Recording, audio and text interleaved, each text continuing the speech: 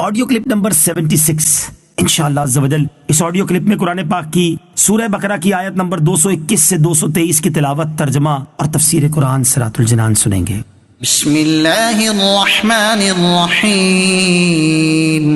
ترجمہ: اللہ کے نام سے شروع جو نہایت مہربان رحمت والا ہے۔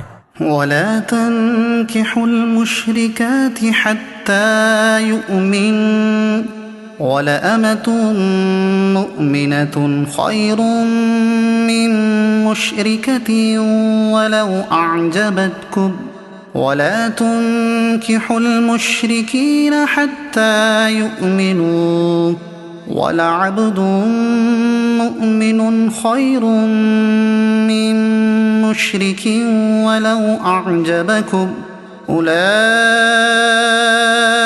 يَدْعُونَ إِلَى النَّارِ وَاللَّهُ يَدْعُو إِلَى الْجَنَّةِ وَالْمَغْفِرَةِ بِإِذْنِهِ وَيُبَيِّنُ آيَاتِهِ لِلنَّاسِ لَعَلَّهُمْ يَتَذَكَّرُونَ۔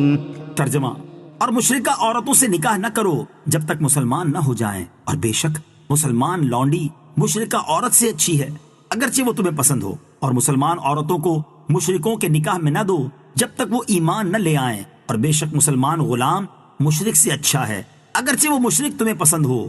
وہ دوزخ کی طرف بلاتے ہیں اور اللہ اپنے حکم سے جنت اور بخشش کی طرف بلاتا ہے، اور اپنی آیتیں لوگوں کے لیے بیان کرتا ہے تاکہ وہ نصیحت حاصل کریں۔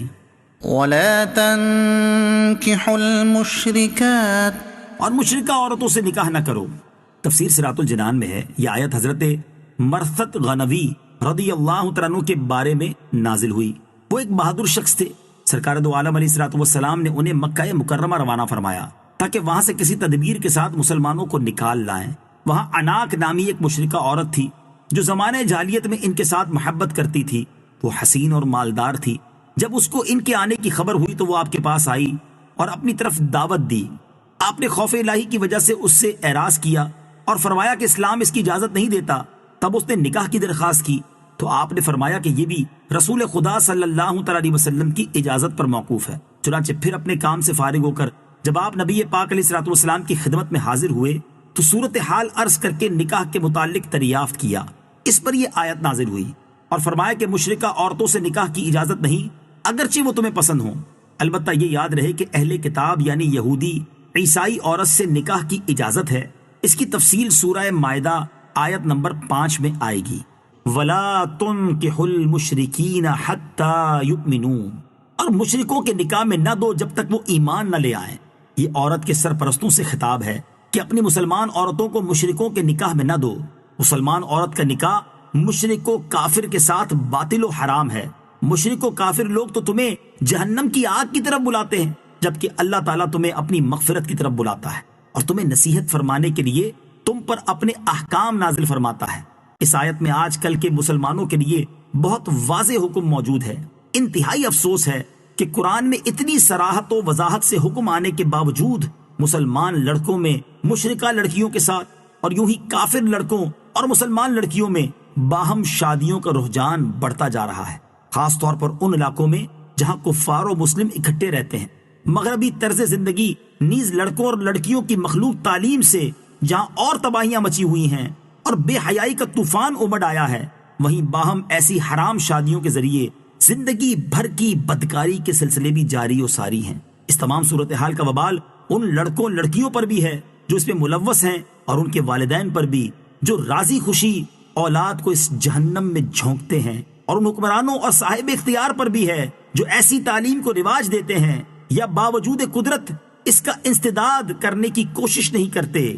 اور یوں ہی اس کا وبال ان نام نہاد جاہل دانشوروں، لبرلزم کے مریضوں اور دین دشمن قلم کاروں پر بھی ہے جو اس کی تائید و حمایت میں ورق سیاہ کرتے ہیں۔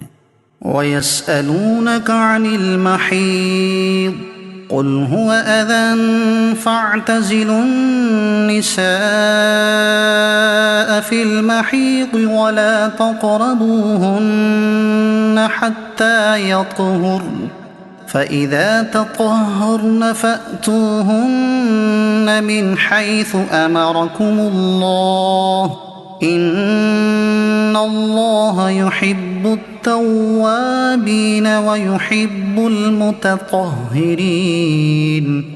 ترجمہ: اور تم سے حیض کے بارے میں پوچھتے ہیں، تم فرماؤ وہ ناپاکی ہے، تو حیض کے دنوں میں عورتوں سے الگ رہو اور ان کے قریب نہ جاؤ جب تک پاک نہ ہو جائیں، پھر جب خوب پاک ہو جائیں تو ان کے پاس وہاں سے جاؤ جہاں سے تمہیں اللہ نے حکم دیا ہے، بے شک اللہ بہت توبہ کرنے والوں سے محبت فرماتا ہے اور خوب صاف ستھرے رہنے والوں کو پسند فرماتا ہے.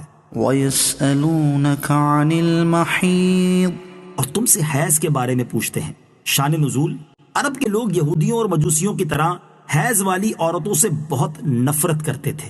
ان کے ساتھ کھانا پینا، ایک مکان میں رہنا انہیں گوارا نہ تھا، بلکہ یہ شدت یہاں تک پہنچ گئی تھی کہ ان کی طرف دیکھنا اور ان سے کلام کرنا بھی حرام سمجھتے تھے، جبکہ عیسائیوں کا طرز عمل اس کے بالکل برعکس تھا. یعنی وہ ان دنوں میں عورتوں سے ملاپ میں بہت زیادہ مبالغہ کرتے تھے. مسلمانوں نے حضور پرنور علیہ السلام سے حیض کا حکم دریافت کیا تو اس پر یہ آیت نازل ہوئی اور افراط و تفرید کی راہیں چھوڑ کر اعتدال کی تعلیم فرمائی گئی اور بتا دیا گیا کہ حیض کی حالت میں عورتوں سے ہم بستری کرنا حرام ہے، اور چونکہ یہ قرآن کی واضح آیت سے ثابت ہے لہٰذا ایسی حالت میں جماع جائز جاننا کفر ہے، اور حرام سمجھ کر کر لیا تو سخت گناہگار ہوا، اس پر توبہ فرض ہے. نساؤكم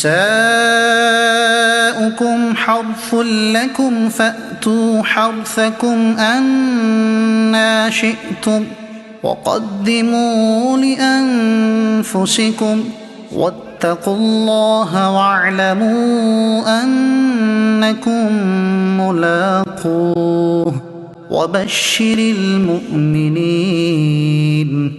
ترجمہ: تمہاری عورتیں تمہارے لیے کھیتیاں ہیں، تو اپنی کھیتیوں میں جس طرح چاہو آؤ اور اپنے فائدے کا کام پہلے کرو اور اللہ سے ڈرتے رہو اور جان رکھو کہ تم اس سے ملنے والے ہو، اور اے حبیب ایمان والوں کو بشارت دو